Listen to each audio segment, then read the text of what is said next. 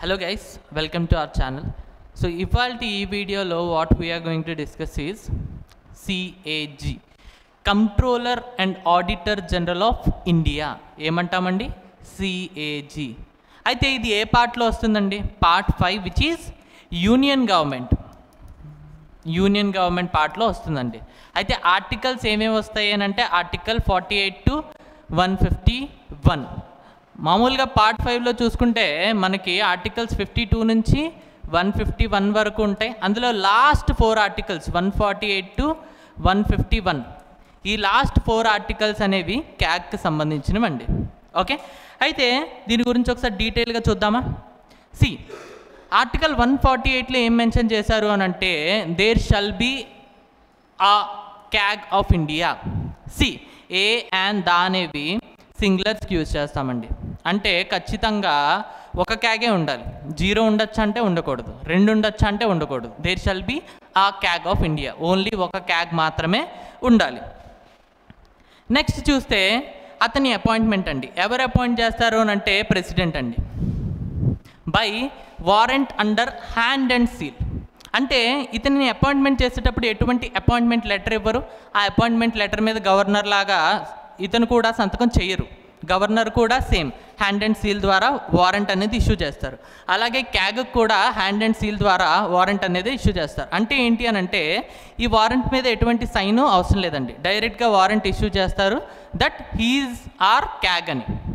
Okay, అది ఎక్కడి నుంచి వస్తుంది అని అంటే ప్రెసిడెంట్ ఆఫీస్ నుంచి. అందుకని ఏమంటాము అంటే under hand and seal of president. Okay, so appointment letter మీద అయితే వన్స్ అపాయింట్మెంట్ లెటర్ ఇచ్చిన తర్వాత మీరు సైన్ చేయాలండి. వారెంట్లో అయితే అవసరం లేదు, డైరెక్ట్గా వారెంట్ ఇష్యూ చేస్తారు దట్ హీ ఈజ్ క్యాగ్ అని. ఓకే, వెంటనే అతను క్యాగ్ అయిపోతాడు, అతని సైన్ ఏమీ అవసరం లేదు, అతని యాక్సెప్టెన్స్ ఏమీ అవసరం లేదు. అయితే ఈ వారెంట్ అనేది ఎక్కడి నుంచి వస్తుందండి? Office of president. అందుకని ఏమంటాము అంటే under hand and seal of president. Okay, next removal. ఇతని రిమూవల్ ఎలా చేస్తాము అని అంటే same as judge of supreme court అండి. అంటే ఇతని మీద ఒక ఎంక్వైరీ కమిటీ వేస్తాం.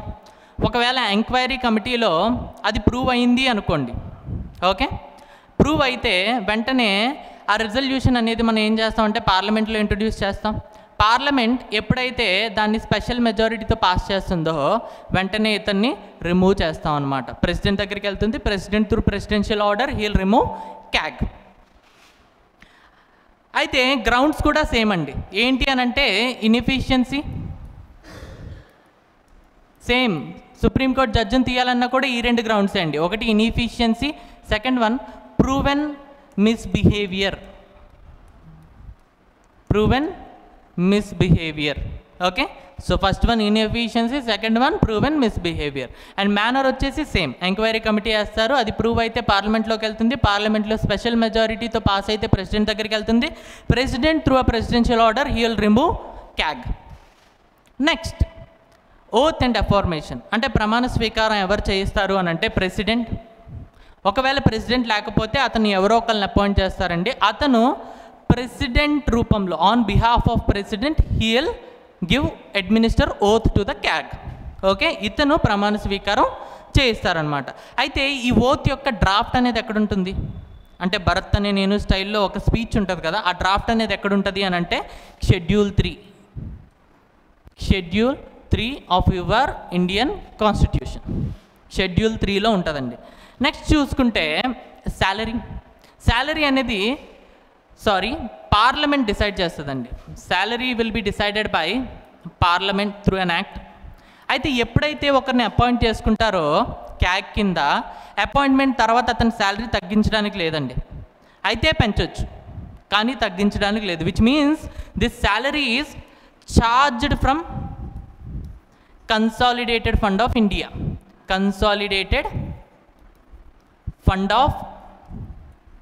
ఇండియా. అంటే ఛార్జ్డ్ అంటే ఏం లేదండి. ఎప్పుడైతే అతన్ని అపాయింట్ చేసుకుంటామో 3 ఆప్షన్స్ ఉంటాయి. ఒకటి అపాయింట్ చేసుకున్నప్పుడు లెట్స్ సే 1,00,000 రూపాయలు అనుకోండి శాలరీ. అయితే ఆ 1,00,000 రూపాయలని లక్షలా ఉంచేయడం, 1,00,000 రూపాయలని లక్షలా ఉంచేయడం, లేదా దీన్ని 1.5 చేయొచ్చు, లేదా 80,000 కూడా చేయొచ్చు. అయితే ఇక్కడ తగ్గించేదానికి ఆప్షన్ లేదండి. అయితే సేమ్ ఉంచొచ్చు లేదా పెంచొచ్చు. దాన్నే charged from consolidated fund of India అంటాం. అలానే బడ్జెట్లో ఈ బిల్ని కూడా పెడతారండి. ఈ బిల్ మీద డిస్కస్ చేయొచ్చు, డిబేట్ చేయొచ్చు, కానీ ఓటింగ్ అనేది చేయకూడదు. Next tenure. Tenure 6 years or 65 years of age. Let's say ఇతను 50 years అప్పుడు అపాయింట్ అయ్యారండి. అప్పుడు ఇతను 56 years వరకు సర్వ్ చేస్తారు. ఒకవేళ ఇతను 62 years అప్పుడు అపాయింట్ అయితే ఓన్లీ 65 years వరకే చేస్తారు. ఇక్కడ 6 years చేయరు, ఓన్లీ 3 years చేస్తారు. బట్ ఇక్కడ చూసుకుంటే 6 years. ఓకే, ఏది ముందొస్తే అది. నెక్స్ట్ చూసుకుంటే డ్యూటీస్ అండి. అంటే అసలు duties, powers of CAG. CAG అనేవాడు ఏం చేస్తాడు? క్యాగ్ అనేవాడు ఆడిట్ చేస్తాడండి. అయితే మీకు ఆడిట్ అంటే ఏంటో తెలియాలి. ఎప్పుడైనా ఒక ఖర్చు మనం పెడుతున్నాం, ఖర్చు పెట్టేటప్పుడు మనం రాసుకుంటున్నాం అనుకోండి, దాన్ని ఏమంటాము అంటే అకౌంటింగ్. ఒక పెన్ తీసుకున్నాం, 5 రూపాయలు, వెంటనే ఆ రోజు రాసుకున్నాం అనమాట, దాన్ని అకౌంటింగ్ అంటాం.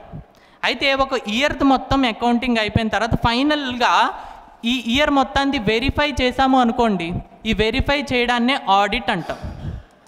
ఈ వెరిఫై చేయడాన్నే ఆడిట్ అంటాం. అయితే క్యాగ్ అనేవాడు ఆడిట్ చేస్తాడండి. ఎవరిని? ఒకటి సెంట్రల్ గవర్నమెంట్ ఎక్స్పెన్సెస్. అంటే సెంట్రల్ గవర్నమెంట్ ప్రతి సంవత్సరం బడ్జెట్ ఇంట్రడ్యూస్ చేస్తుంది. బడ్జెట్లో పలానా స్కీమ్కి ఇంత అమౌంట్, పలానా స్కీమ్కి ఇంత అమౌంట్ అని చెప్పి పార్లమెంట్ దగ్గర నుంచి అప్రూవల్ తీసుకుంటుంది, అంటే మనీ తీసుకుంటుంది. ఆ మనీ అనేది దానికే ఖర్చు పెట్టిందా లేదా అనేది ఫైనల్గా ఆడిట్ చేస్తుందండి. అలానే స్టేట్ గవర్నమెంట్ కూడా ఎక్స్పెన్సెస్ చేస్తుంది. స్టేట్ గవర్నమెంట్ కూడా బడ్జెట్ పెడుతుంది. బడ్జెట్ పెట్టేటప్పుడు తను కూడా పలానా స్కీమ్కి ఇంత, పలానా స్కీమ్కి ఇంత అని చెప్తుంది. ఆ బడ్జెట్ అనేది దానికే అలొకేట్ చేసిందా లేదా అనేది ఆడిట్ చేస్తుందండి.